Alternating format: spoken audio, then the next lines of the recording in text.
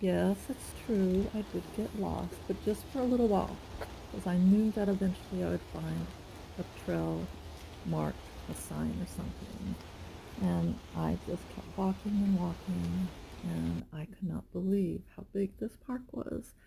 I started in Tigard, and I came out somewhere in Tualatin, and I got someplace, and then I called and had somebody pick me up because I wasn't about to walk anymore because that turned into a 4 hour walk. Started out as a 1 hour walk, and it turned into 4 hours. That was too much. But Cook Park is big and beautiful, even on a rainy, cloudy day. Tigard, Oregon.